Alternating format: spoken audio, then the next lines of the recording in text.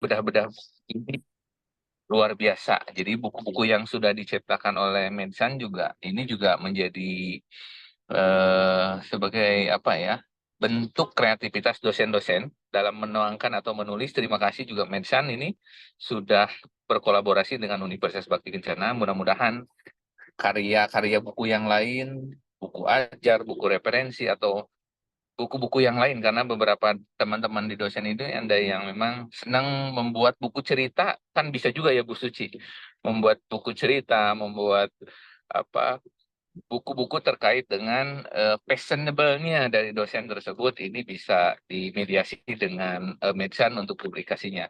Tidak hanya itu, mungkin terima kasih kepada dosen-dosen juga yang sudah membuat publikasi dosennya. Ini juga mengangkat brand dari Universitas Bakti Kencana, bahwa dosen di Universitas Bakti Kencana senang menulis gitu, walaupun belum maksimal karena ada 207. Jadi harusnya kita bisa maksimalkan semua dosen untuk bisa menulis sebagai target kita semua untuk mempublikasikan eh, kemampuan menulis di UBK ini.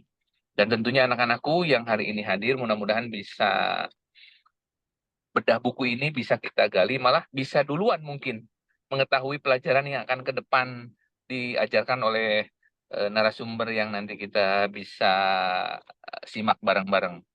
Mungkin itu Bu Suci, Bu Made, dari saya sekali lagi terima kasih atas kerjasamanya. Mudah-mudahan Allah memberkahi sampai tidak hanya sampai kegiatan ini, sampai kegiatan-kegiatan selanjutnya, dan sampai kita mengarungi kehidupan sehari-hari kita, Allah berkahi dan kita dalam keadaan sehat dan bahagia selalu. Saya kembalikan ke Ibu Suci, terima kasih. Wabillahi taufiq wal hidayah. Assalamualaikum warahmatullahi wabarakatuh. Waalaikumsalam warahmatullahi Waalaikumsalam wabarakatuh. warahmatullahi Amin, amin atas wabarakatuh. doanya Pak Entris dari UBK Universitas Bakti Kencana. Luar biasa ya. Semoga ke depannya kita tetap terjalin kerjasamanya untuk publikasi buku, dan insya Allah nanti ke depannya juga Medsan akan ke jurnal ya larinya ya Pak ya. Insya Allah. Oke, kalau untuk buku, teman-teman tidak hanya buku dari sisi non-fiksi saja, buku jenis fiksi pun dari Medsan juga bisa. Jadi buat teman-teman dosen dari Universitas Bakti Kencana dimanapun ya berada di seluruh Indonesia, mangga ayo kita sama-sama mengembangkan literasi kita. Baik, selanjutnya yaitu keynote speaker dari Media Science sendiri ya. Saya akan tadi membacakan company profilnya. Bagaimana Eli? Apakah sudah bisa?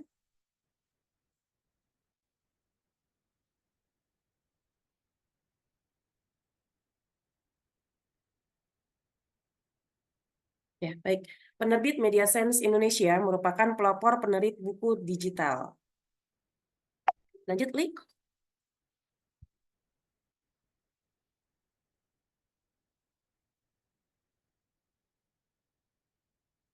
Selayang pandang mengenai Media Science Indonesia berdasarkan akta CV Media Science Indonesia berdiri pada tanggal 3 September 2020 serta izin usaha juga pada tanggal 9 September 2020.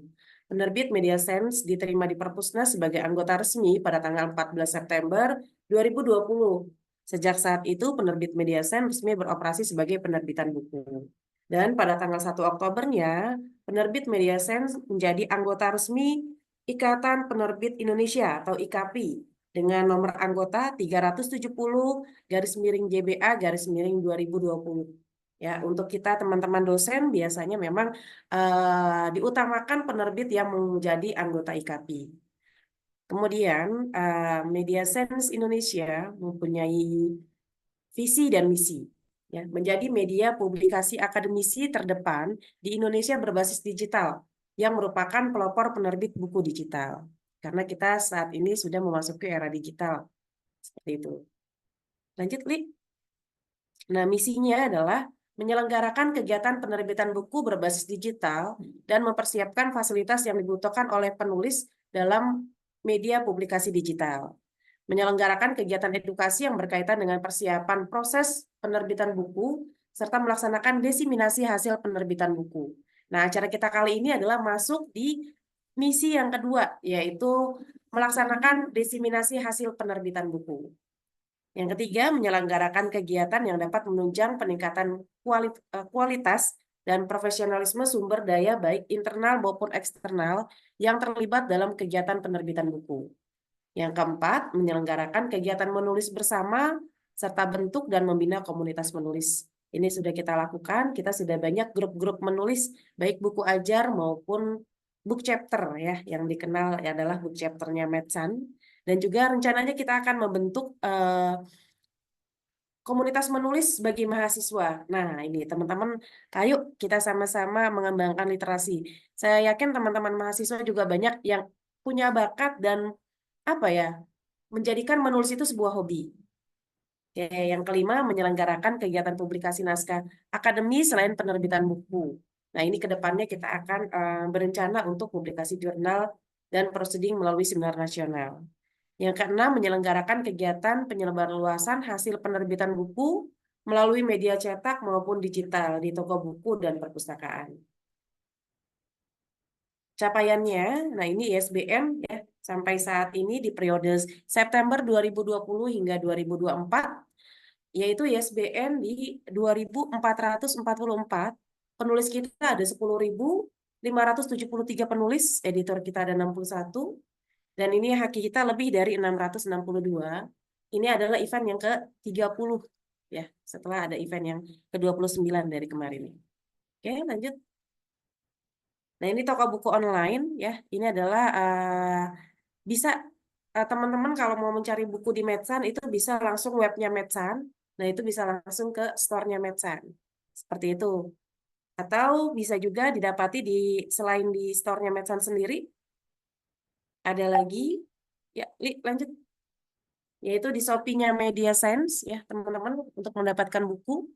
Dan ada juga di MyEDC. MyEDC ini dia versi digitalnya. Seperti itu. Oke, lanjut. Oke, ini book chapter tidak cukup. Oke, baik. Terima kasih banyak. Itu selayang pandang tentang Media Sense Indonesia.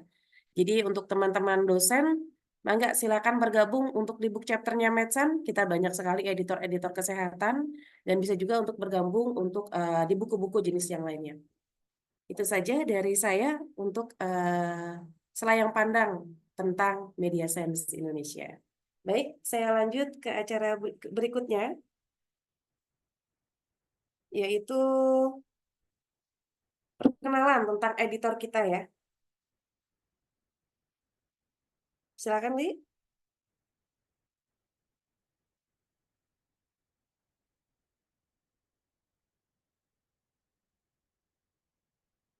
Profil dari Bu Made Martini.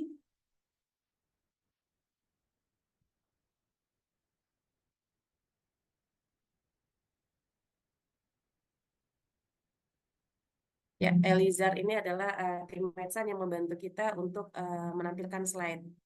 Ya, bisa ditampilkan slide-nya Bu Made Martini.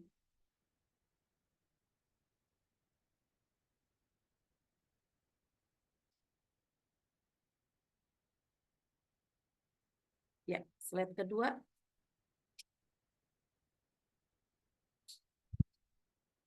Baik, inilah Bu Made Martini ya, yang sudah ada di antara kita.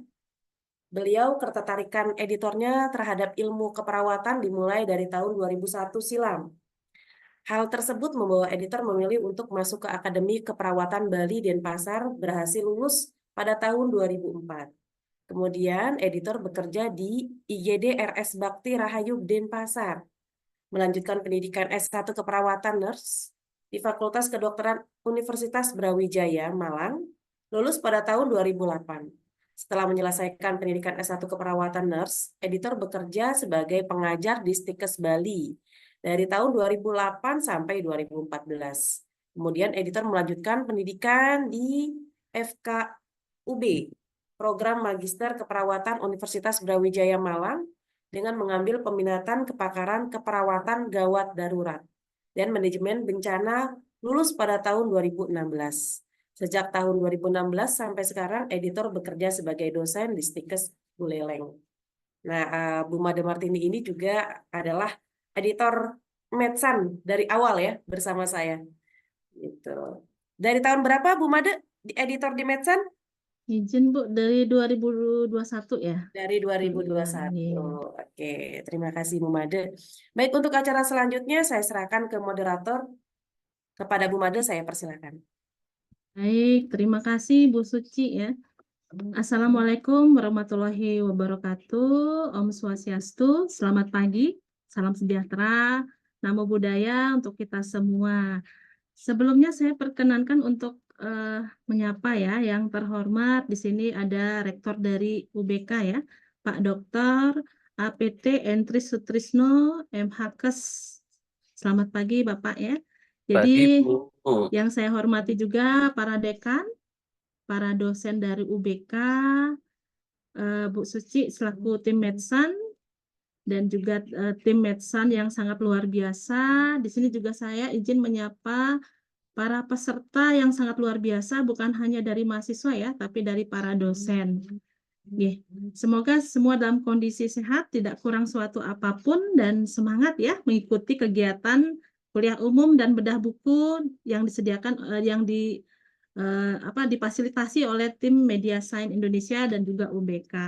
Nah, sebelum kita mulai, biar lebih semangat nih, saya izin membacakan pantun Bu Suci dan semuanya ya. Silakan Bu Made. Ya, nanti Saya bilang kalau cakep ya. ya boleh. Ya, silakan. Jalan-jalan ke Mangga 2. Cakep. Tidak lupa membeli pasta. Cakep. Selamat datang para peserta semua. Mari kita mulai presentasi dengan bahagia dan semangat. Ya, terima kasih. Nah, ini telah hadir di sini para narasumber kita ya, yang sudah membuat buku ajar. Nah, buku ajar ini sangat luar biasa, sudah terbit dan sudah digunakan ya, baik dengan dosen maupun oleh mahasiswa, dan sudah tersedia di perpustakaannya ya. Nah, untuk pembicara kita yang pertama di sini ada Ibu Sri Mulyati Rahayu, SKP MKes. Beliau saat ini bekerja sebagai dosen keperawatan medikal bedah di UBK, dan jabatan fungsional akademi di sini ada lektor ya. Di slide juga sudah ada alamat email jika para peserta ingin kontak ataupun berkomunikasi ya dengan Ibu Sri Rahayu. Kemudian ini ada ID Sinta. Nah, ini ya, Ibu Ayu ini juga sangat aktif untuk menulis, melaksanakan kegiatan Tridharma ya.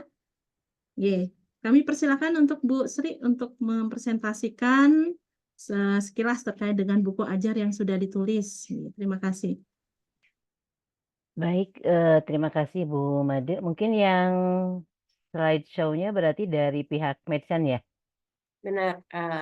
Li, Iya. bisa lanjut ke bawah lagi, Li? Iya. Terus, Wi? Diperkenalkan dulu. Oke, langsung Bu.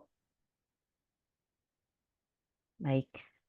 Baik, terima kasih Bu Made. Juga saya mengucapkan terima kasih terutama kepada Bapak Rektor dari Universitas Bakti Kencana, Bapak Dr. Apoteker Entris Sutrisno, Magister Hukum Kesehatan, juga dari tim Medsan tentunya yang sudah memberi kesempatan kepada kami menjadi penulis mungkin ya Bu ya. Ini juga kalau tidak support luar biasa dari pimpinan, bukan sesuatu yang mudah bagi kami membuat buku ajar. Tentu ini support yang luar biasa dari berbagai pihak. Baik, mungkin di sini yang sudah hadir juga saya mengucapkan, ini ada sama-sama narasumber para penulis ya, ada Pak Agus, juga Bu Mirna, juga teman-teman dari dosen, baik dari UBK ataupun non-UBK, juga mahasiswa yang saya cintai, serta saya lihat tadi ada beberapa dari alumni, juga dari stakeholder dari rumah sakit ya, yang ikut hadir pada hari ini. Mudah-mudahan dengan adanya bedah buku ini bisa mengenalkan buku yang memang dihasilkan oleh kami dari dosen Universitas Bakti Kencana. Ini salah satu buku yang kami keluarkan, yaitu yang kami hasilkan, buku ajar keperawatan medikal bedah. Mungkin untuk teman-teman yang di keperawatan itu tidak aneh dengan rumpun keperawatan medikal bedah. Dan kami merupakan bagian, penulisnya adalah tim dari keperawatan medikal bedah. Saya mewakili Pak Dede Nur Ajis Muslim dan Ibu Anggi. Dalam hal ini akan menjelaskan terkait isi dari buku keperawatan medikal bedah 2 ini. Mungkin next. slide selanjutnya. Baik, buku keperawatan medikal bedah mungkin untuk teman-teman di keperawatan itu sudah tidak asing karena memang membahas terkait kasus-kasus yang lazim pada usia dewasa. Di buku ini memang ada bukan beda mungkin ya, tetapi ada kekhasan tersendiri di mana buku keperawatan medikal bedah 2, terutama untuk D3 keperawatan, itu sudah lebih spesifik mengarah pada bagaimana penyelesaian ataupun pengelolaan kasus-kasus untuk gangguan pemenuhan kebutuhan dasar manusia. Karena yang menjadi fokus memang di keperawatan itu adalah berespon terhadap gangguan pemenuhan kebutuhan dasar sesuai dengan hierarki Maslow. Dan di buku ini kami sudah mencoba untuk menuangkan terkait dengan asuhan keperawatan pada pasien dewasa dalam pemenuhan kebutuhan dasar patologis berbagai gangguan sistem tubuh. Yang pertama yaitu asuhan keperawatan pada pasien gangguan kebutuhan aktivitas, di mana patologisnya adalah gangguan di sistem muskuloskeletal, sistem persarapan, dan indera. Di dalam buku ini memang tidak semuanya kami tuangkan tentang gangguan sistem di muskuloskeletal, saraf ataupun indera, tapi beberapa contoh yang memang lazim ataupun banyak kasusnya di lapangan yang berdampak terhadap gangguan kebutuhan aktivitas. Antara lain di gangguan muskuloskeletal kami tampilkan terutama fraktur yang besarnya. Kemudian juga ada osteoporosis. Kemudian di sistem persarafan kami pun juga menampilkan terkait dengan stroke, ya. Kemudian juga beberapa kasus degeneratif yang kami masukkan.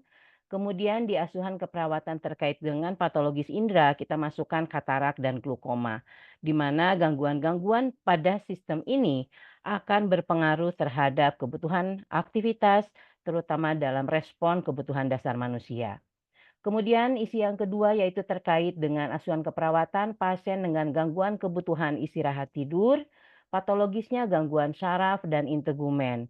Sebetulnya gangguan istirahat tidur mungkin Bapak dan Ibu ataupun teman-teman dari mahasiswa juga tentu memahami bahwa gangguan istirahat tidur tidak hanya oleh patologis gangguan saraf dan integumen, tapi kami di buku ini lebih memfokuskan pada gangguan sistem persarapan dan integumen.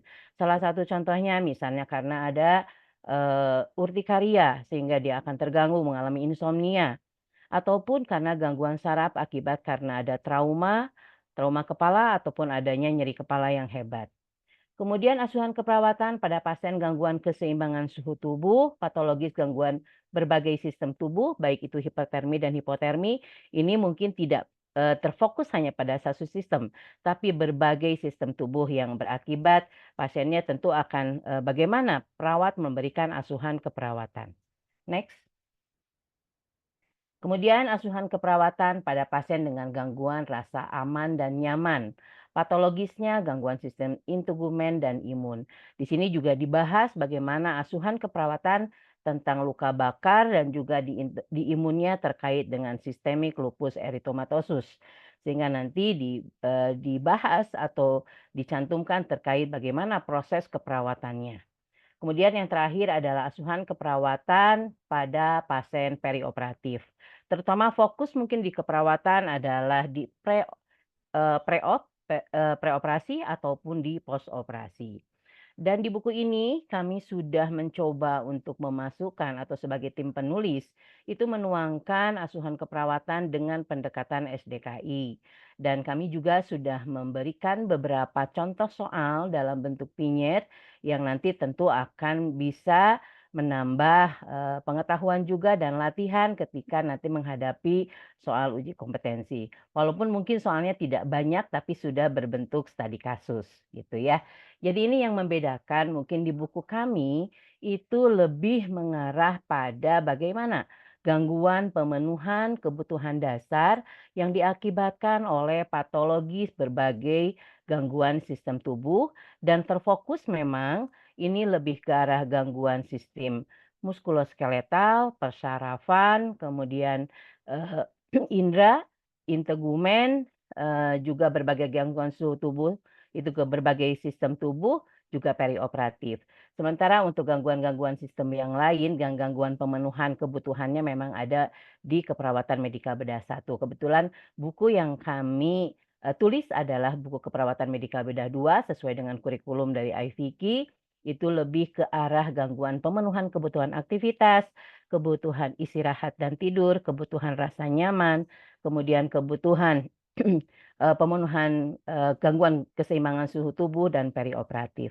Dan di sini juga di proses keperawatannya kita mulai dari pengkajian, kemudian kita lakukan apa diagnosa keperawatannya dan intervensi sesuai dengan buku 3S-nya. Itu mungkin yang ada di dalam buku asuhan keperawatan atau buku ajar keperawatan medikal bedah 2 isinya, dan mudah-mudahan ini bisa bermanfaat bagi teman-teman baik itu yang ada di rumah sakit ataupun yang sedang masih proses pendidikan di keperawatan, dan bisa juga menjadi bahan bacaan ya untuk menambah literatur sehingga ketika nanti dalam proses pengelolaan asuhan keperawatan ini didasari oleh buku yang memang sudah jelas ada referensinya. Masih ada waktu Bu Made? Karena Sudah hanya 7 cukup menit Bu ya. Sri, luar Baik, terima biasa Bu kasih. Sri. Ya, Senang bisa hadir secara daring ya. Selama ini betul kan Bu. lewat WA diskusinya ya. Iya Luar betul Bu biasa, isi Made. bukunya sangat lengkap Bu ya. Terima Terima kasih Bu kasih Made. Bu. Ye, Sama-sama. sukses. Nah, demikian untuk pemateri kita yang pertama. Untuk buku kedua ini saya izin memperkenalkan profilnya ya. Mohon izin untuk slide-nya.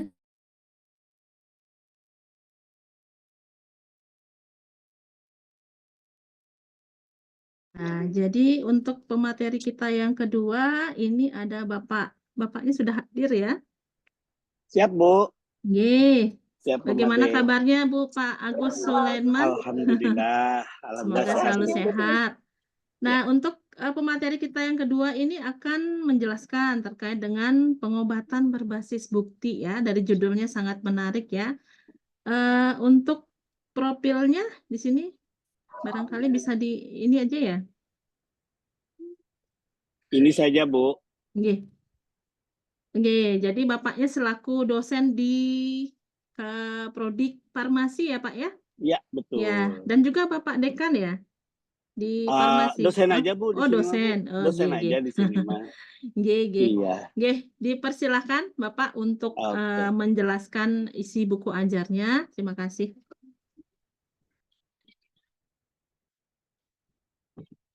Iya. Baik, terima kasih. Assalamualaikum warahmatullahi wabarakatuh. Selamat siang, selamat pagi, Bapak Ibu. Terima kasih kepada tim Medsan yang sudah memberikan kesempatan kepada kami untuk bisa berkontribusi dalam menulis dan juga di dalam bedah buku pada kali ini. Pengobatan berbasis bukti. Ini sekarang lagi musim, nama kerennya mah evidence based medicine ya Bu Made ya. Jadi semua orang pengobatan itu pengobatan yang efektif, pengobatan yang rasional itu salah satunya dengan pendekatan pengobatan berbasis bukti. Ada bukti-bukti, ada evidence yang harus kita siapkan di dalam proses pengobatan tersebut. Misalnya orang mau menggunakan bahan alam misalnya ya, menggunakan kunyit. Kunyit ini mau digunakan untuk orang yang ada gangguan pada hati. Benar nggak sih? Gitu. Nah, di situ kita coba menggali gitu ya. Slide. Dari sisi farmasi, boleh slide? Oke, jadi di dalam buku ini kita membahas bagaimana memastikan bahwa penggunaan obat alam ataupun gabungan beberapa obat itu efektif dalam mencapai efek terapi dari suatu pengobatan. Nah, di sini kita mengambil konsep bahwa pengobatan berbasis bukti ini digunakan dengan penggunaan bukti-bukti ilmiah yang terkini sehingga di dalam pengambilan keputusan klinik ini bisa lebih tepat dan untuk menghindari praktik yang tidak efektif atau berisiko dan pastinya memastikan perawatan yang berkualitas untuk masa sekarang ini. Nah, apa yang dibahas di dalam pengobatan berbasis bukti ini? Slide. Yang pertama adalah kita membahas tentang prinsip-prinsip dasar pengobatan berbasis bukti. Bagaimana kita menggunakan bukti ilmiah, bagaimana kita tidak semua jurnal itu kita bisa katakan ini jurnal bagus nih untuk membahas pengobatan berbasis bukti. Maka ada kriteria-kriteria tertentu dari jurnal tersebut sesuai dengan metode penelitiannya untuk kita buat kritisi terhadap hasil dari jurnal tersebut, gitu ya. Kemudian pastinya ada pertimbangan pasien, pertimbangan klinis, kemudian ada panduan-panduan klinis yang dilakukan, yang sudah dibuat baik itu oleh dokter ahli di Indonesia maupun di luar negeri, sehingga dari sekumpulan hal tersebut maka kita bisa mengambil sebuah kesimpulan tentang pengobatan ini efektif apa tidak.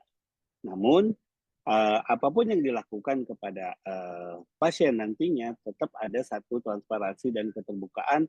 Jadi jangan sampai kita salah interpretasi terhadap jurnal, tidak kita umpeti, kita tidak kemukakan gitu ya. Nah, selain itu etika dan keamanan pasien, patient safety tadi yang disampaikan juga ya. Kemudian sampai dengan kita melakukan sebuah revisi dari revisi pengobatan dengan bukti-bukti yang baru. Nah, buku ini lebih ditujukan sih sebenarnya untuk di S2, Bu, ya. Jadi untuk di magister karena lebih ke arah analisisnya lebih dalam, ya, kita menggabungkan berbagai macam jurnal, tapi tidak ada salahnya juga bisa digunakan untuk mahasiswa S1 yang memang mempunyai satu ketertarikan dengan bagaimana pengobatan obat rasional. Slide. Nah, jadi tahapan-tahapan dalam melakukan pengobatan berbasis bukti ini dari mulai ada kasus, kemudian kita rumuskan pertanyaan klinisnya, kemudian kita mencari bukti ilmiah, kita melakukan evaluasi dan seleksi buktinya, kemudian pembuatan keputusan klinis, penerapan, evaluasi, dan revisi nantinya ya. Nah, di dalam buku ini kami menyajikan beberapa contoh bagaimana penerapan EBM di dalam beberapa penyakit kronis ya. Jadi di sini ada pada pasien hipertensi, kemudian pada pasien hiperlipidemia, kemudian pada penyakit infeksi saluran pencernaan, ya.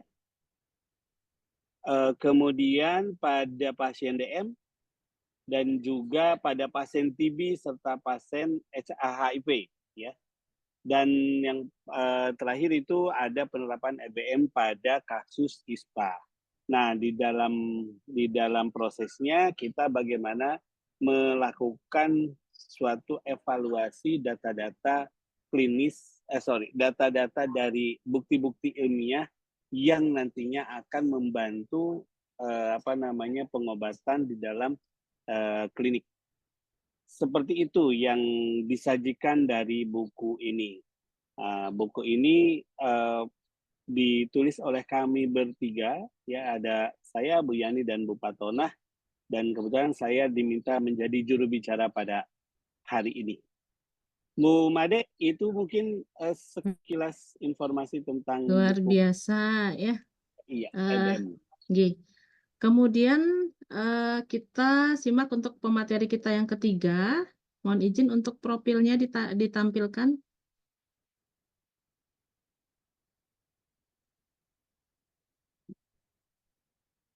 Ya, pemateri kita yang ketiga ini ada Ibu cantik ya, seperti Bu Sri Mulyati ya.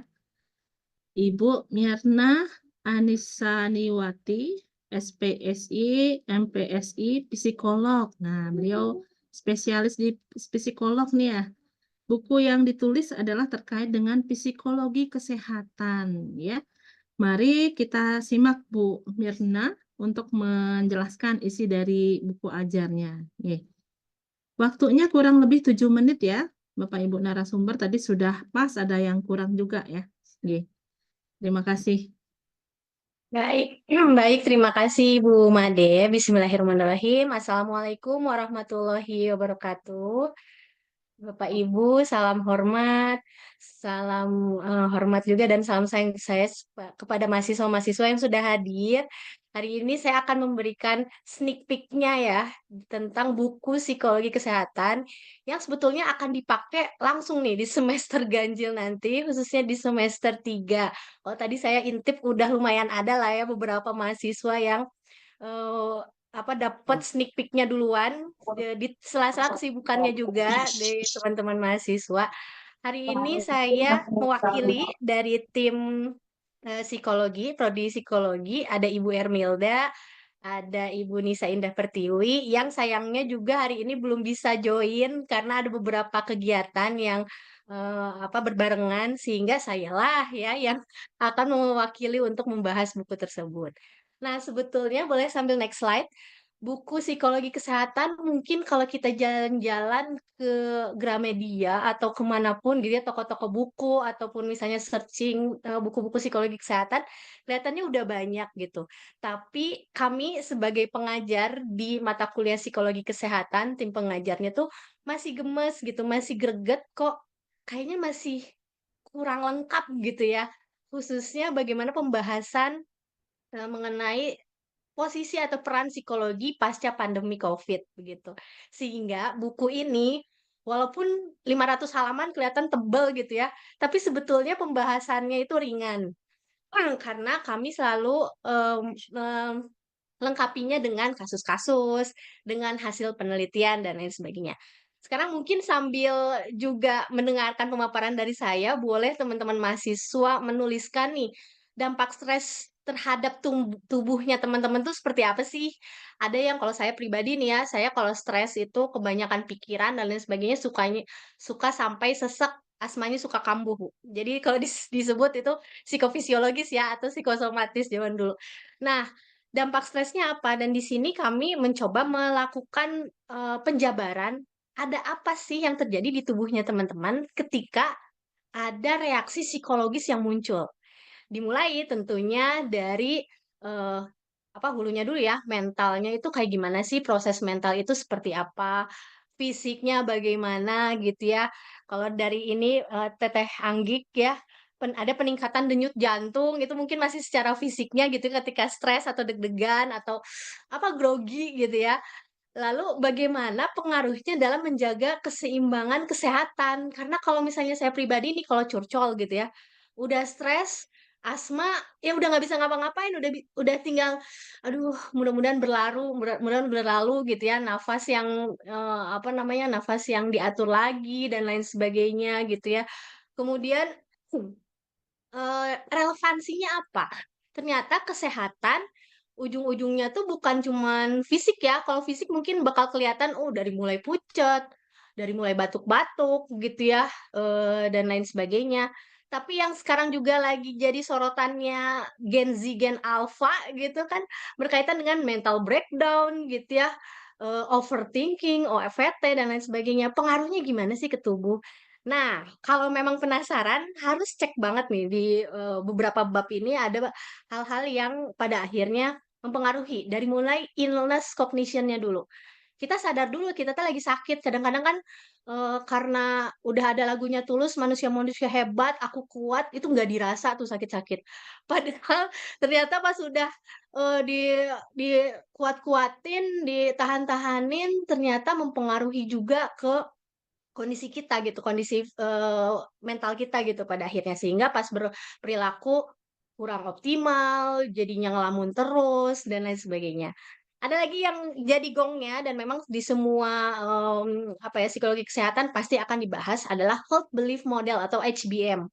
Tapi yang beda HBM-nya itu harus selalu sama kasus gitu ya. Kalau di kelas kan enak ya kita langsung ada tugasnya ngebahas bareng-bareng. Tapi kalau di buku bukan cuman tugas tapi ada beberapa pertanyaan yang sebetulnya bisa dijawab sendiri gitu ya, bisa dilatih di buku psikologi kesehatan ini sehingga kita tahu alurnya HBM tuh kayak gimana sih? herd belief model yang pada akhirnya mau digunakan dalam penelitian atau misalnya dalam menjawab permasalahan yang ada di lingkungan itu kayak gimana sih tahapannya? Itu akan sangat dibedah gitu ya. Nah, ini yang agak berbeda karena latar belakang penulisnya itu peminatannya juga beda-beda. Kalau ketua koordinatornya atau ketua pembuat bukunya itu Bu Ermilda, backgroundnya psikologi klinis. Sehingga yang banyak dibahas bagaimana manajemen stresnya, bagaimana teknik cognitive behavior itu bisa apa ya membantu kita lebih rileks dan lain sebagainya. Nah, saya sama Bu Nisa itu backgroundnya beda. Bu Nisa itu di industri organisasi atau di PIO gitu ya, yang berkaitan dengan pekerjaan. Kalau saya di pendidikan, sehingga kami juga menyumbangkan hasil penelitian kami yang ujung-ujungnya itu akan sangat mempengaruhi kesehatan mental kita, atau kalau khususnya yang saya di program kesehatan mental itu juga ada preventif adiksi gitu ya, adiksi gadget, adiksi apa namanya, hal-hal yang lain gitu ya, itu juga dibahas. Sehingga uniknya di situ ada kolaborasi dari 3 peminatan yang berbeda gitu, sehingga harapannya memang bisa menjawab permasalahan teman-teman kalau memang tertarik dengan penelitian-penelitian maupun mengaplikasikan teori-teori psikologi kesehatan. Next. Nah, ini juga yang jadi backbone-nya berkaitan dengan isu terkini kesehatan mental pasca pandemi. Kalau dulu pas pandemi 2020 sampai 2021 itu kan kita lagi wah ngerasa kayak duh nggak bisa kemana-mana, terkungkung gitu ya dan lain sebagainya. Ini yang jadi apa ya flashback-nya kami dan next-nya kita harus gimana sih pasca pandemi ini yang harus kita soroti gitu ya, berkaitan dengan cara mendiskusi atau topik-topik tentang kesehatan mental jadi lebih ke-up gitu ya, jadi lebih kerasa, banyak yang ngebahas, terus ada memperkuat pemahamannya, perawatan dan intervensi psikologis itu harus seperti apa. Jadi mungkin aftercare-nya bukan cuman luka fisik gitu ya, tapi aftercare juga berkaitan dengan kesehatan mental, khususnya pasca pandemi. Nah, terakhir juga yang begitu pula di dunia pendidikan. Jadi pendidik dapat memanfaatkan konsep-konsep dari buku ini untuk membantu siswa, khususnya yang mengalami masalah kesehatan mental akibat pandemi. Slide terakhir. Nah, ini salah satu contoh yang menjadi fokus kami dalam merancang buku. Jadi di akhir-akhir bab itu banyak yang kami sajikan kasus dan penanganannya seperti apa dari kacamata psikologis, khususnya kesehatan mental. Ini yang saya hadirkan, bukan yang di buku ya, harus dibaca kalau yang di buku. Kalau yang saya tampilkan kasus yang lain adalah intervensi kognitif perilaku pada pasien dengan penyakit jantung.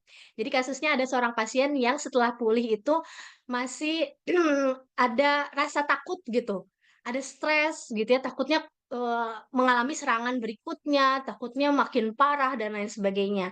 Sehingga didampingi oleh psikolog untuk melakukan terapi kognitif perilaku atau cognitive behavior therapy, disingkatnya CBT, dan digunakan untuk melakukan identifikasi dulu, lalu identifikasi pemikiran-pemikiran yang muncul, perasaan-perasaan yang muncul, lalu ganti pola pikir negatifnya yang menyebabkan kecemasannya, lalu di akhir diajarkan teknik manajemen stres, terus ada relaksasi progresif, ada meditasi, sesuai dengan kebutuhannya pasien.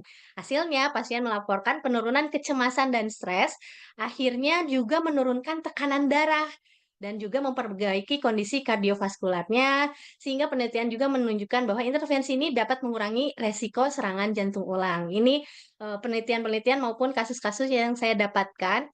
Ada kasus lain lengkapnya harus dibaca, walaupun ada beberapa ini kan buku udah saya simpan juga di ruangan saya ya Bu Suci maupun Bu Made. Semua tertarik gitu, tapi pas ngeliat tebel, "Ih kok tebel banget Bu?" Gitu. Tapi coba baca dulu gitu ya, coba dilihat dulu karena, alhamdulillah dibantu dengan editor juga pembahasan kami nggak terlalu berat gitu ya, bisa ada bahasa-bahasa yang lebih dimaknai, lebih dipahami, sehingga khususnya nih teman-teman yang nanti semester 3 ngebacanya juga nggak akan boring insyaallah, karena kita akan ngebahas semuanya selama 1 semester. Kurang lebih begitu Ibu Made, terima kasih kesempatannya. Baik, Wassalamualaikum terima warahmatullahi wabarakatuh. kasih Bu Mirna, luar biasa ya penjelasannya.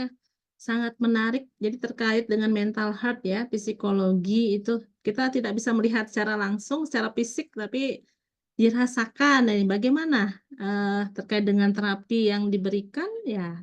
Kalau masih ada yang penasaran, silahkan ya. Bisa dicari bukunya, itu sangat menarik ya. Nah, tadi sudah sesi pemaparan dari ketiga narasumber kita yang sangat luar biasa. Ada terkait dengan bedah buku keperawatan medikal bedah. Kemudian ada Pak Agus Sulaiman ya, terkait dengan pengobatan berbasis bukti atau evidence based practice medicine ya, evidence based medicine ya. Kemudian ada tentang psikologi kesehatan. Nah, tadi sudah sesi pemaparan, kita lanjut ke sesi diskusi. Oke, silakan untuk peserta, adik-adik mahasiswa maupun para dosen yang ingin bertanya ya terkait dengan ketiga narasumber kita yang sangat luar biasa di kesempatan hari ini, dipersilahkan untuk sesi tanya jawab. Oke, silakan. Jika ada yang ingin bertanya, silakan raise hand ataupun langsung di unmute ya. Di chat room juga, dituliskan pertanyaannya. Silakan untuk para peserta, mumpung ada 3 narasumber kita yang sangat luar biasa ya, yang sudah menerbitkan buku berdasarkan riset ataupun pengalaman ataupun terkait dengan teori yang ada. Silakan untuk para peserta.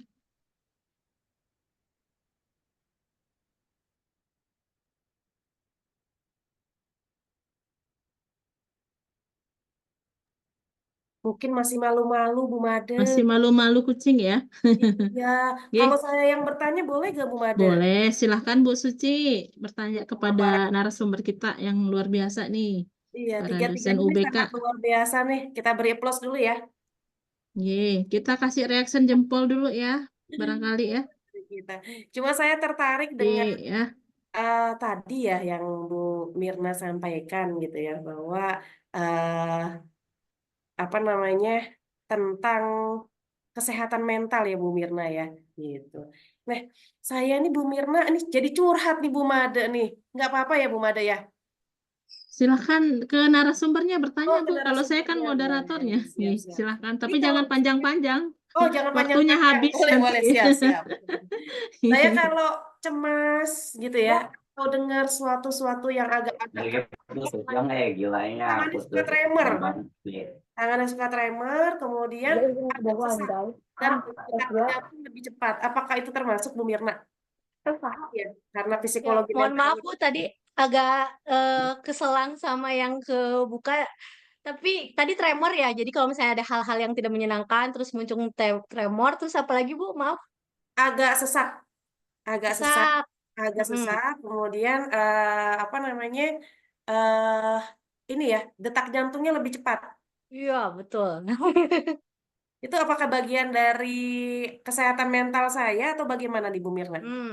Baik. Nah, itu sebetulnya kan reaksi ya Bu ya, reaksi yang memang sebetulnya wajar terjadi gitu ketika kita mengalami ketakutan, mengalami stres gitu ya. Itu sebetulnya reaksi yang wajar gitu. Hanya saja yang jadi titik poinnya ketika itu jadi permasalahan atau misalnya ini masuk ke hal yang harus difokuskan ketika memang ada penyakit yang menyertai gitu, Bu. Misalnya, bukan cuma deg-degan, bukan cuma tremor, bukan cuma jadi sesak nafas gitu ya dalam beberapa waktu, tapi juga sampai asam lambungnya naik misalnya, Bu. Gitu. Jadi kayak aduh kok jadi mual banget, terus apa kayak GERD gitu ya. Itu bisa jadi salah satunya. Kalau dulu kami menyebutnya psikosomatis, sekarang istilahnya berganti jadi psikofisiologis gitu. Intinya hal yang memicu kita dari emosi atau dari perasaan gitu ya, akhirnya berdampak pada fisik dan menimbulkan penyakit. Kalau saya dulu juga kayak berobat jalan, Bu, karena saya tuh penderita asma dari bayi. Sebetulnya pemicunya tuh kalau dingin aja, dingin sama debu. Tapi setelah remaja, itu kalau stres, kemudian kalau ngerasa sangat tertekan tuh langsung sesek gitu. Dan kalau konsul sama dokter, ya ini mah harus jangan stres gitu, pokoknya harus lebih rileks. Jadi agak, "Oh emang bisa ya?" Akhirnya masuk psikologi, Bu. Jadi ketahuan jawabannya, gitu. Jadi buat teman-teman yang lain mungkin nggak harus, masuk psikologi, baca aja dulu bukunya, gitu, Bu. Siap, siap. Saya nanti baca bukunya. Siap. Siap. Baik, Bu Suci, Terima kalau kasih masih Bu Mirna, Bu kalau Made. masih penasaran Bu, silahkan dibaca bukunya, itu luar biasa, dari penjelasannya aja udah luar biasa ya, apalagi isinya nih. Gih, masih ada waktu, silakan para peserta yang ingin bertanya. Terima kasih Bu Mirna untuk jawabannya. Bu Suci juga luar biasa ya pertanyaannya. Oke, silakan untuk para peserta yang ingin bertanya, silakan. Mungkin bisa di kolom chat, teman-teman. Apabila malu langsung bertanya, mangga di kolom chat bisa. Oke, sambil menunggu peserta, mungkin saya izin bertanya nih kepada dua narasumber kita yang luar biasa lagi. Tadi kan Bu Mirna udah ya. Gantian nih saya nanya ke Bu Sri sama Pak Agus. Pak Agus masih ya? Tadi baru Masih, Bu. baru ngomongin makan langsung makan tak lihat ya. Iya. Oke, ke Bu Sri Mulyati ya. Iya Bu Made, silakan. Tadi sangat menarik ya penjelasannya terkait dengan keperawatan medikal bedah. Jadi kalau di keperawatan ini sendiri kan ada poin ya, poin terkait dengan UKOM. Nah, Tuh. UKOMNES nih. Paling banyak soal KMB atau keperawatan medikal bedah nih yang muncul di sana, dan peserta didik ataupun mahasiswa itu biasanya sering sekali istilahnya jawabannya itu banyak yang mengecoh nih Bu. Nah, apakah di buku itu sudah ada nggak terkait dengan pertanyaan mengarah ke hukum ya, dan juga poin-poin apa yang penting nih yang diperlukan dipahami oleh mahasiswa nih, sehingga nanti mahasiswa ini wajib untuk membaca buku itu nih ya Bu Iya. ya. Itu pertanyaannya untuk Bu Sri. Kemudian untuk Pak Agus, ya luar biasa tadi penjelasannya terkait dengan pengobatan berbasis bukti.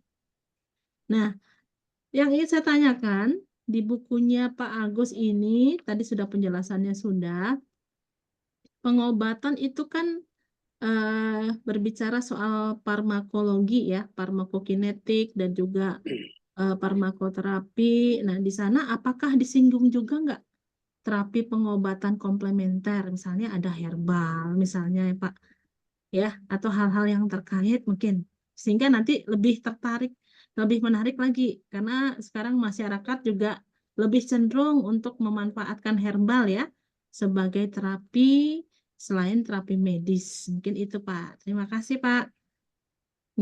Mungkin dari mana dijawabnya, Bu Sri apa Pak Agus, boleh? Boleh dari saya dulu mungkin ya Bu ya. Silahkan. Ya. Sambil menunggu peserta yang lain bertanya Bu. Ini Ya, luar biasa boleh. soalnya Mudah-mudahan tadi. nanti habis pertanyaan ini dari Bu Made jadi menarik juga teman-teman yang hadir juga penasaran, rasa penasarannya makin tinggi ya, dan ingin tahu isi dari buku yang sudah diterbitkan oleh Medscan terkait tiga buku yang dihasilkan oleh teman-teman yang hari ini dibedah bukunya.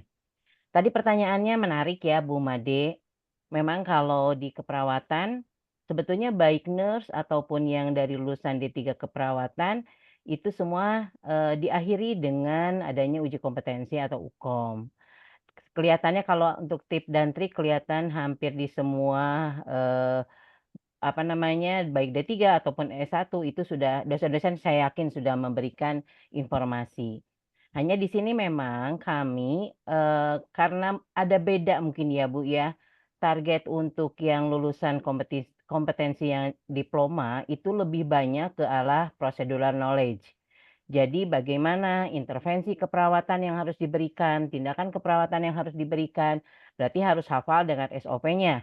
Dan ini tentu kita juga sudah menyampaikan beberapa SOP terkait dengan pelaksanaan tindakan keperawatan. Kalau di nurse itu kan tentu banyak aspek kognitifnya, sehingga nanti lebih banyak ke aspek diagnosa keperawatan. Sehingga kami pun juga sama di sini sudah memunculkan juga terkait dengan diagnosa keperawatan yang memang sekarang sudah dikeluarkan ada SDKI-nya, kita coba kompilasi dengan SDKI. Bukan berarti diagnosa keperawatan non SDKI tidak berlaku ya Bu ya, tetap itu juga menjadi referensi yang bisa kita jadikan bahan bacaan sehingga menambah juga aspek kognitif kita. Jadi di sini sudah kita siapkan Bu Made sebetulnya. Di soalnya tidak banyak Luar biasa recall, ya. tapi sudah berbentuk vignette sehingga nanti teman-teman bagaimana mengupas ketika mendapatkan kasus seperti ini apa yang harus dilakukan. Walaupun mungkin nanti dilihat kita tetap melihat ke manajemen terapinya sesuai dengan yang ada di standar intervensi. Itu mungkin Bu Made, mudah-mudahan sih Ya, sekilas info ini bisa menarik perhatian teman-teman terutama di keperawatan bisa membaca lebih banyak lagi terkait buku keperawatan medika bedah yang sudah kami tulis. keren Itu Bu banget Bu ya. Made. Jadi udah ada nih contoh soal terkait dengan vignette. Dan Ya, juga sekarang bukan hanya UKOM ya Bu ya, ada OSCE juga ya betul. dengan Nah, prosedural. ya, Nggih. Makasih Bu untuk sama-sama jawabannya Bu luar Made. biasa ya. Nah, ini lanjut kepada Pak Agus, Ya, barangkali sudah baik. tidak sabar Jadi ingin merespon. Jadi Bu Made, justru pengobatan berbasis bukti itu yang salah satu manfaatnya yang bisa digunakan adalah pada saat orang akan melakukan terapi komplementer, kita mencari bukti-bukti dari jurnal-jurnal yang valid untuk untuk ini benar penggunaan herbal ini bisa untuk terapi ini. Nah, ini yang sebenarnya kita latih. Jadi contoh di sini misalnya ada penggunaan probiotik untuk diare pada anak 2 tahun. Itu contohnya ada di sana. Itu benar nggak sih efektif gitu. Jadi kita kumpulkan dari berbagai macam jurnal, kemudian kita lakukan critical appraisal dan hampir semua mendukung hasil tersebut sehingga kita bisa katakan bahwa ini bagus rasional, efektif pengobatan tersebut gitu. Nah, kalau melihat seperti ini maka sebenarnya pengobatan berbasis bukti ini bisa digunakan oleh siapapun nakes ya yang ingin memastikan bahwa apakah pola pengobatan yang akan dilakukan itu efektif apa tidak. Misalnya di penggunaan komplementer. Nah, komplementer ini efektif apa tidak sih dari berbagai macam jurnal yang sudah ada gitu ya. Misalnya komplementer bisa apakah dengan adanya pijat kah atau dengan herbal kah gitu ya. Penggunaan herbal seperti apa atau misalnya usade Bali misalnya ya. Usade Bali itu kira-kira kita bisa dapat bukti-bukti ilmiahnya nggak gitu. Nah, itu yang nanti kita gali di dalam proses EBM ini. Seperti itu, Bu. Itu. Keren Jadi banget boleh ya, dicoba lah Iya. dibaca. Ya. Keren banget berarti bukunya ya, sudah updating terkait dikorelasikan di referensinya langsung dari artikel jurnal ya, riset ya, by riset ya, luar biasa nih, wajib untuk dibaca nih, terutama yang sudah menerapkan terapi herbal ataupun komplementer ya. Ya luar biasa, terima kasih Pak Agus untuk jawabannya ya. Ini ada Bu Dokter Yani ya. Halo. Ya, Bu Ya, Bu Dokter. Suci, apa kabar? Bagaimana kabarnya, Ibu Baik, cantik? insya Allah sehat, Ibu Lagi di cantik. jalan ini ya, Oh iya, lagi Bu di Meda, jalan Bu Dokter. Ibu dokter. Bu Dokter Yani nih, ya silakan. Mau Oke, boleh. memberikan penjelasan apa mau Pertanyaan bertanya? dong. Oh iya, ya. Dipersilahkan nih. Oke, terima kasih Bu Made. Terima kasih juga Bu Suci ya. Nah, ini kolaborasi pertama ya UBK dengan kita ya. Dan terima kasih buat narasumber Pak Agus, Bu Ayu dan juga Bu Mirna. Kalau pertanyaan ke Pak Agus kayaknya belum pas ya, karena kan sama-sama penulis di buku juga. Jadi pertanyaan saya yang menarik tadi yang paparan dari Bu Mirna ya. Bu Mirna, karena saya belum baca bukunya Bu Mirna. Bu Mirna, di bukunya Bu Mirna ada nggak sih tahapan kan kita tahu ya kalau di bidang kesehatan di prodi kita itu kan sebetulnya kan menghadapi pasien ya. Nah, mungkin apakah ada informasi di bukunya Bu Mirna ini bagaimana menciptakan pasien itu siap begitu ya terhadap penyakitnya dan juga terjaga terkait dengan mental ketika dia dalam keadaan sakit. Gitu aja sih kalau saya pertanyaannya. Selamat ya Bu Ayu dan Pak Agus, luar biasa untuk paparannya. Mangga Bu Mirna, saya butuh Terima kasih Bu jawaban. Yan. Baik, Baik, terima Ibu. kasih Bu Dokter Yani ya. Hati-hati di jalan Bu. Ini masih di Siap, jalan siap. ya. Nih, dipersilakan untuk spesial untuk Bu Mirna nih pertanyaannya Ya. nih. Baik, hatur nuhun Bu. Oh ya, saya shout out juga kepada ketua penulisnya sudah hadir Bu Ermilda. Izin ya kita bahas buku kita. Bu, pertanyaannya menarik sekali dan ini justru yang digongin yang nggak tahu ya sepanjang saya baca buku psikologi kesehatan, kayaknya pembedanya di sini. Karena tadi saya sudah sampaikan ada satu penulis kami yang memang concernnya ke bidang industri organisasi, sehingga melihat bagaimana interaksi dari karyawan atau tenaga kesehatannya dengan pasien. Jadi kalau secara umum bagaimana sih mendampingi pasien gitu ya ketika sudah melewati perawatannya dan lain sebagainya itu juga udah wajib ada gitu ya di kerangka psikologi kesehatan. Tapi yang kami tambahkan itu adalah bagaimana hubungan antara pasien dengan perawatnya dan bonusnya nih yang dirancang sendiri oleh Ibu Nisa adalah coaching dalam setting psikologi kesehatan begitu. Jadi ada bagaimana melatih bukan hanya pasien tapi juga orang terdekatnya, Bu. Jadi karena kadang-kadang nih buat ngingetin minum obat, ngingetin apa gitu ya buat perawatan, gitu nggak cukup hanya ke suaminya atau apanya, tapi lingkup terdekatnya itu seperti apa. Sehingga ada coaching dan mentoringnya yang ada latihan soalnya juga, ada step-stepnya juga gitu. Sehingga mudah-mudahan bagi apa ya keluarga pasien juga bisa dipahami gitu lewat buku tersebut. Itu Bu. Mantap. Siap, terima kasih. Satu lagi ya buat Bu Mirna. Tadi kayaknya mungkin dari yang paling tebal bukunya Bu Mirna ya, 500 halaman ya. Saya pertanyaannya Betul. sederhana, mungkin bisa mendorong teman-teman juga dosen yang mungkin hadir di ruangan ini atau teman-teman yang lain gitu ya. Nanti bisa kolaborasi sama Mesan. Kira-kira berapa lama nih Bu Mirna dan tim bikin buku ya? Kemudian dari Mesannya berapa lama nih Bu sampai akhirnya terbit? Boleh dong Bu dikasih spill ya Boleh Bu. cerita Aduh, kita. kalau menjawab perjalanannya ya Bu ya rada-rada malu karena sebenarnya kami kan nggak pernah ada pengalaman bikin buku ya. Dan mungkin nanti Bu Er juga mau share boleh ya. Kita tuh Pak semangat-semangat, ayo udah nambah berapa? Aduh masih 1 halaman gitu. Jadi emang cukup berat gitu ya bagi kami. Jadi di sela-sela kegiatan nambah-nambah 1 halaman juga udah alhamdulillah gitu. Jadi kalau apa ya berapa lamanya agak lebih dari deadline.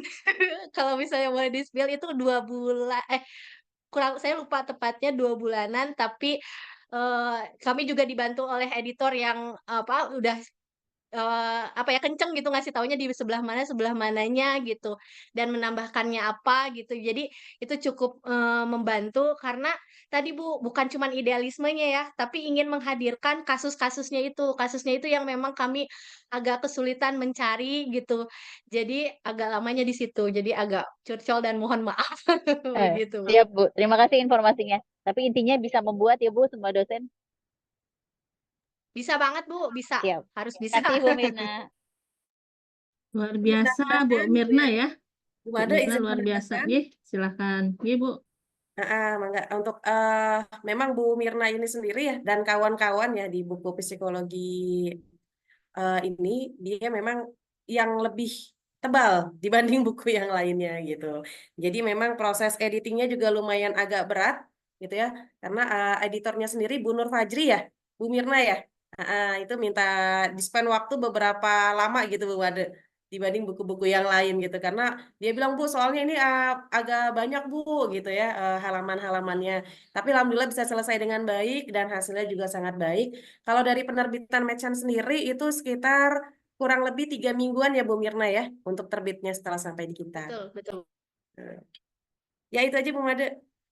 Nggih, luar biasa nih ya Bu Mirna, sangat menginspirasi juga untuk dosen-dosen yang lain menulis buku setebal Bu Mirna nih Bu. Ya. Tidak hanya tebal tapi isinya luar biasa pastinya ya. Nah, ini ada beberapa pertanyaan di chat room nih Bu, Bu Suci nih, saya bacakan ya. Pematerinya keren semua. Saya mau bertanya terkait dengan penerbitan buku. Kebetulan sekarang sedang menulis buku ajar asuhan kebidanan komunitas. Akhir bulan ini mudah-mudahan selesai. Nah, dari Medsan sendiri, apakah ada format khusus untuk buku ajar? Dan untuk dievaluasi ada soal latihan, apakah untuk pertanyaan soalnya bebas atau ada ketentuan khusus? Terima kasih. Ini pertanyaan untuk Bu Suci nih. Nanti Iya. silahkan dijawab ya, Bu. Kemudian pertanyaan kedua, izin bertanya dari Mahindria ya. Untuk pengobatan berbasis bukti yang sifatnya herbal atau komplementer, apakah dibahas juga dalam buku tersebut? Saat ini banyak institusi yang mengajarkan terapi komplementer dan terapi kontemporer. Bagaimana proses penelusuran artikel? Matur nuwun, untuk kasus gangguan psikologis pasca COVID, apakah temuan atau kasus terbanyak yang Ibu temukan? Nah, ini untuk Bu Mirna, tadi untuk Pak Agus nih. Terima kasih. Barangkali mau dijawab dulu dari Bu Suci ya. Pertanyaan yang terkait dengan medsan. Ya, siap. Mungkin program ini ya, satu dosen satu buku ajar Bu mungkin ya. Nah, benar, Bu. Ya, dipersilakan Bu Suci. Baik, terima kasih Bu Made. Terima kasih Mbak Maria Ulfa ya, dosen kita ya, dosen dari UBK juga. Baik, untuk buku ajar itu ada programnya satu dosen satu buku ajar atau SDSBA. Mungkin di akhir acara Ibu bisa langsung kontakkan dengan saya via WA ya Ibu ya, enggak Bu Maria gitu, karena memang kita punya template tersendiri untuk buku ajar, dan untuk soal latihan atau evaluasi nanti kita bicarakan lebih lanjut ya. Silakan Bu Maria. Seperti itu Bu Made. Berarti kan sudah ada program ya dari Medsan sendiri dan juga ada formatnya ya terkait dengan template ataupun ininya ya, layoutnya ya Bu ya, terkait dengan buku ajar. Sudah sesuai dengan ketentuan ini ya, Kemenristek Dikti ya, tentang PO PAK ya. Ketentuan buku ajar biasanya poinnya 20 kalau nggak salah ya, buku ajar ya. Benar Bu Made, dan sudah sesuai juga dengan hibah ya, hibah untuk buku ajar. Kemudian juga sudah kita hakikan sendiri untuk template-nya, jadi aman. Terima kasih Bu Suci untuk jawabannya. Mudah-mudahan bisa terpuaskan nih yang bertanya ya. Nah, kemudian dilanjutkan sama Bu Mirna. Nah, Bu Mirna nih banyak pertanyaan ya, karena menarik tadi. Iya nih Bu. Dan yang lain juga menarik ya. Ya, silakan. Halo. Baik. Terima kasih pertanyaannya. Halo? Sudah suara saya jelas, Bu? Oke, jelas. Nanti tunggu sebentar Pak Agus ya. Ini Bu, saya berikan waktu ke Bu Mirna sebentar. Silakan Bu Mirna. Baik, ya terima kasih pertanyaannya dari Mahindria. Kalau saya jawabnya dari sisi psikologi pendidikan ya, karena saya banyak bergelutnya di prakteknya di dunia pendidikan. Jadi di ruang konsultasi dan atau ruang konseling yang sering saya tangani itu kebanyakan mahasiswa-mahasiswa maupun siswa-siswa produk pandemi gitu. Jadi yang sangat banyak itu keluhannya adalah bagaimana memulai interaksi gitu. Jadi masih sangat banget, aduh ngomong ketemu dosen gimana ya? Aduh ketemu teman-teman gimana ya? Oh, ini harus ke ini apa segala macam, masih kebingungan gitu. Khususnya di pendidikan. Itu yang kasus-kasus terbanyak gitu ya, sehingga untuk jalan ke kampusnya aja itu dia kadang-kadang harus ditemenin, harus diantar gitu ya, sehingga ada beberapa teknik-teknik, salah satunya yang juga dilakukan itu di buku adalah cognitive behavior therapy gitu. Jadi kita bantu menguraikan apa sih pikiran dan perasaan yang menyertai di situasi tersebut begitu. Jadi kalau di ranah saya di psikologi pendidikan banyaknya memang bagaimana memulai untuk kita mengatasi kecemasan di lingkungan baru. Kurang lebih begitu, Bu. Baik, luar biasa. Terima kasih Bu Mirna. Ini Pak Agus kayaknya ingin menyampaikan sesuatu nih. Silakan. Iya. Terima kasih Bu Made. Saya nambahin yang Bu Suci tadi ya, Bu Maria. Kalau sudah kena sama Bu Suci, siap-siap di teror WA. Ayo sudah sampai di mana? Sudah sampai di mana gitu ya Bu Suci ya? Benar. Setuju Pak, setuju Pak. Benar. Tapi kalau nggak diteror nggak beres itu Pak terornya luar masalahnya. biasa Bu Maria. Luar biasa. Wilujeng ya. Pokoknya tapi bikin kalimatnya cepet pasti ya. beda-beda, tapi isinya adalah teror ya. Itu, Oke Pak, oke siap, gas. Akhir bulan Pak. Oke, baik. Untuk tadi pertanyaan tadi, justru di sini kami memberikan satu cara, satu model, satu bagaimana misalnya menggali mencari artikel, bagaimana appraisal artikel tersebut. Di dalam buku ini ada mencari artikel dengan dengan berbagai macam cara gitu ya, kemana saja, kemudian seperti apa cara pencariannya ada di sini. Dan sepertinya betul usul dari ini menarik sekali ya dari yang nanya bahwa kalau sekarang ini banyak institusi mengajarkan terapi komplementer, seharusnya terapi komplementernya harus evidence based, sehingga kita bisa kalaupun nanti ada penelitian atau ada pemanfaatan lebih, itu bisa jauh lebih lebih terpercaya, lebih valid gitu. Atau misalnya kalaupun nanti kita punya taruhlah penggunaan herbal atau penggunaan metode-metode yang kita lakukan belum ada, setidaknya sudah bisa dilakukan dengan metode-metode yang valid seperti yang dilakukan di jurnal-jurnal yang ada gitu. Begitu, Bu. Luar biasa, berarti link-linknya, web-webnya, referensinya sudah ada di buku ya. Jadi wajib untuk membaca nih ya. Silahkan yang masih penasaran bisa membaca buku dari Pak Agus dan tim ya, yang sangat luar biasa. Ini karena sudah tidak ada pertanyaan. Pertanyaannya mana link presensi nih? Pesertanya nanti di akhir ya. Nah, nanti di akhir akan diberikan link absensi dan juga itu ada kaitannya dengan sertifikat ya Bu Suci ya. Sertifikat nanti diberikan via email ya kepada para peserta. Jadi bersabar ya. Ikuti dulu nih ya kegiatan yang sangat luar biasa nih. Izin untuk sertifikat ini ada 2 sertifikat untuk bedah buku, yaitu sertifikat dari Media Science Indonesia dan sertifikat dari UBK. Yang dari UBK itu ada SKP-nya dikeluarkan. Seperti itu. Luar biasa, UBK langsung mengeluarkan nih sertifikat ya, terutama bisa dimanfaatkan untuk para mahasiswa ya. Untuk Betul, SKP Bu. ya. Ini sudah diinisiasi sama Bu Dapat Dr. SKP. Yani. Ya. Dapat SKP 15 nanti. Luar biasa nih ya supportnya dari UBK. Karena sudah tidak ada pertanyaan ya Bu Suci, untuk waktunya juga ini akan dilanjutkan dengan kegiatan Medsan ya. Jadi karena sudah tidak ada pertanyaan, apa masih ada yang mau bertanya? Nah, karena sudah tidak ada pertanyaan, mungkin mohon izin saya menyimpulkan ya untuk kegiatan kita hari ini. Jadi tadi ada 3 narasumber atau pembicara yang sangat luar biasa. Semuanya adalah dosen dari UBK ya. Ada terkait dengan buku ajar keperawatan medikal bedah yang isinya membahas tentang bagaimana keperawatan medikal bedah, dan juga ada dilengkapi dengan contoh soal-soal pinyet sebagai persiapan dari ujian kompetensi perawat ya. Kemudian ada terkait dengan pengobatan berbasis bukti yang disampaikan oleh Pak Agus tadi, sangat luar biasa.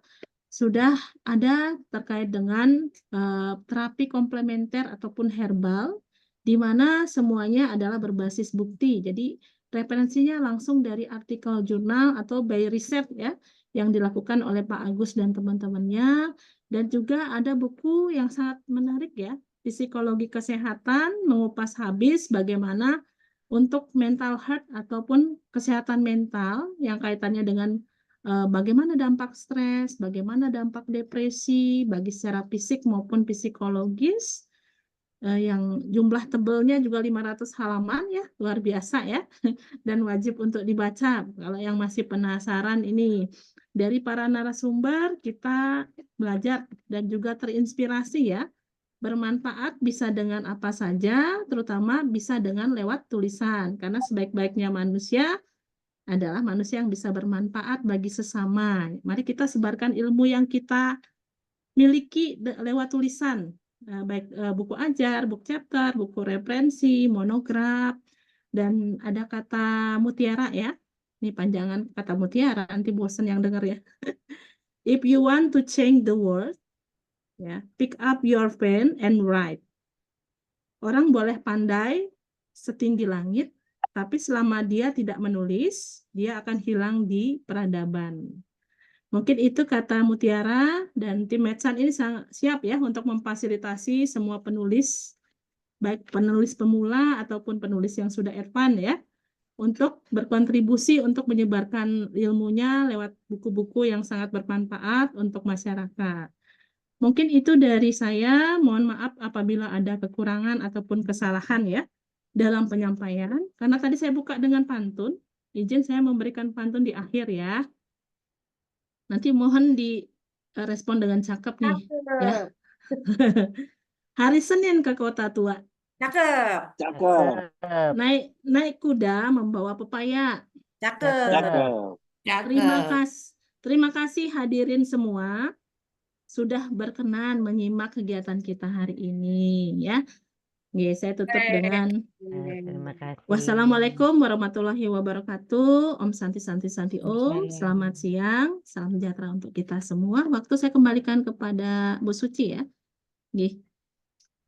Terima kasih. Terima kasih banyak untuk editor kesayangan kita, yaitu Bu Made Martini. Sehat selalu Ibu yang berada di Buleleng, Bali ya Bu ya.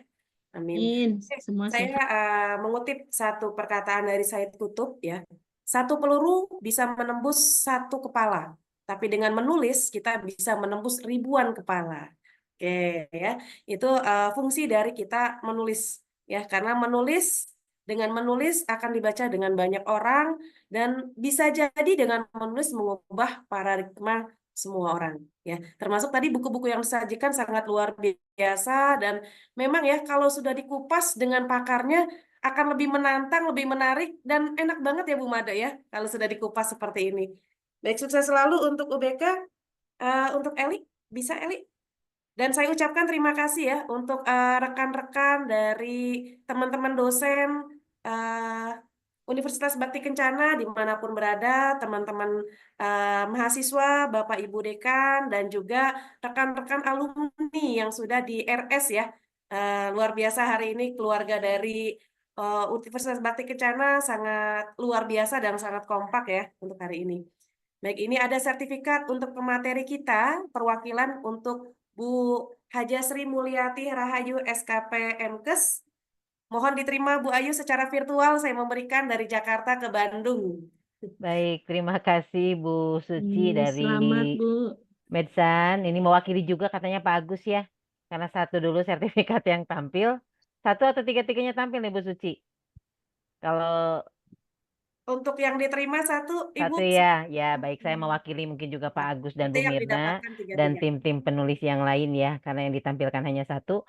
Terima kasih sudah dikasih kesempatan ini, walaupun buat saya pengalaman pertama tampil sebagai narasumber di bedah buku, tapi akhirnya pengalaman ini menjadi sesuatu yang ke depan mungkin akan lebih baik lagi. Dan tadi luar biasa moto-motonya, jadi betul juga ya kalau kita banyak nulis kayaknya lebih bermanfaat. Meskipun kita sudah tidak ada, tulisan kita akan terus bermanfaat untuk orang banyak. Tapi kalau sepandai apapun kita hanya bicara saja, tidak ada yang bisa kita menjadi bermanfaat banyak lagi yang dibaca oleh generasi yang selanjutnya. Luar biasa Bu Made, Bu Suci, ini menginspirasi kami untuk terus berkarya lebih baik lagi. Hatur nuhun. Oke, terima kasih banyak Ibu. Semoga hari ini bisa menjadi pemberat amal kita di akhirat nanti, bahwa memang kita berjalan bersama, kita menciptakan generasi bangsa yang terus dan terus berani berkarya, ya, berani berbuat nyata, dan juga terus berdedikasi untuk bangsa Indonesia. Untuk para dosen ya, tadi kata Pak Agus, kalau WA dari saya teror. Aduh, kayaknya terkesannya teror banget gitu ya, padahal enggak juga ya. Terornya teror saya. Enggak, Bu. Ini kan hanya untuk mengingatkan tanggung jawab sebetulnya. Saya lebih ada yang takut lebih sama Bu Yani, Bu. Suci. Ada yang lebih galak terornya soalnya. Iya. Bu Yani tuh. Jadi tapi segitunya. Alhamdulillah Bu Yani, kerja keras kita terbayar sudah dengan terbit. Iya Bu, alhamdulillah. Gitu, dan nanti saya yakin akan ada buku-buku lain yang akan diterbitkan sama Medsan. Tadi juga sudah ada yang langsung ya, Bu Maria Ulfa langsung nantinya akan menghubungi saya. Wah, ini saya sangat senang sekali karena kenapa sih senang Bu Suci gitu ya? Selain saya bekerja di Media Sense Indonesia, cita-cita saya dengan Pak Rinto itu adalah ingin mengembangkan literasi dimanapun dan siapapun. Karena kita nggak tahu dari jalur mana kita akan masuk ke surganya Allah, gitu kan Bapak Ibu ya. Jadi bisa jadi dari jalur buku yang ditulis sama Bapak Ibu, nah kan ada campur tangan saya yang ngingetin setiap minggu, setiap bulan. Ya, dan juga itu semua keberkahan dari Allah Subhanahu wa taala. Baik, terima kasih banyak Bapak Ibu dosen sudah meluangkan waktunya. Terima kasih banyak untuk Bu Yani, untuk Pak Entris, ya, untuk semua pihak UBK yang hari ini sangat luar biasa, untuk Bu Made dan anak-anakku yang tercinta, terima kasih banyak. Jangan lupa link absensinya diisi ya. Itu akan otomatis nanti menjadi sertifikat. Jadi jangan salah dalam menulis nama, ya. Jangan salah juga dalam menulis email. Karena ini berkaitan dengan sertifikat dari Media Sense Indonesia juga dari UBK sendiri. Ya, karena pernah ada kejadian yang ditanya nama ditulisnya email. Ya, jadi di sertifikat langsung namanya adalah emailnya gitu ya, teman-teman. Jadi mohon jangan salah menulis nama. Ya, saya beri kesempatan dulu deh buat teman-teman mengisi absensi. Baik, ada tambahan dari Bu Yani, pihak UBK, dari Pak Agus, sambil teman-teman mahasiswa kita untuk mengisi absensi beberapa menit ke depan, atau Bu Ayu? Sudah ngisi. Sudah ngisi. Sudah ngisi absen maksudnya saya. Oh, udah ngisi absen semua. Oke, terima kasih banyak. Baik, saya akhiri bedah buku kita kali ini. Mohon maaf dari segi kekurangan dari Medsan, dan mohon maaf juga dari saya pribadi selaku pembawa acara apabila ada sikap, perkataan yang mungkin menyinggung teman-teman semua. Terima kasih banyak, salam sukses dan salam literasi. Wassalamualaikum warahmatullahi wabarakatuh. Waalaikumsalam Waalaikumsalam warahmatullahi wabarakatuh. warahmatullahi Sampai wabarakatuh. bertemu lagi Bu Suci, Hatur nuhun Bapak Bu Ibu. Suci Pak buat Agus. semuanya. Terima kasih. Mangga-mangga yang Ya, izin live ya. Bu Made, sampai ketemu lagi. sampai ketemu nanti di jam Sehat-sehat, 1 ulang sukses tahun selalu. Medsan. Oh iya, ulang tahun Iya. Medsan ya. Ini Medsan ulang tahun ya teman-teman. Jadi silakan teman-teman mahasiswa ya, teman-teman dosen yang ingin mengetahui Medsan lebih jauh, hadiri ulang tahun Medsan, akan banyak kejutan-kejutan, akan banyak hadiah-hadiah voucher-voucher ya, dan pengumuman editor terbaik, penulis terbaik akan ada juga. Yuk silakan, nanti saya akan berikan linknya. Terima kasih banyak Bu Made. Terima kasih Bu Suci. Jelip ya. Mangga Bu Made, ketemu lagi di jam 1 ya Bu Made. Ya, ketemu lagi Bu. GG. Terima Semangat kasih Bu. Elzar, terima kasih Angeli yang sudah bekerja sama kompak sekali kita hari ini. Terima kasih banyak teman-teman keperawatan dari Tarakan Kaltara. Terima kasih banyak ya sudah hadir di via Zoom. Saya mohon maaf tidak bisa menyapa satu persatu, tapi keren-keren semua, baik yang dari pihak UBK sendiri maupun dari teman-teman universitas lain. Terima kasih banyak sudah bergabung hari ini. Saya akhiri ya teman-teman. Enggak, silakan yang sudah mengisi presensi atau absensi bisa langsung meninggalkan Zoom. Terima kasih banyak.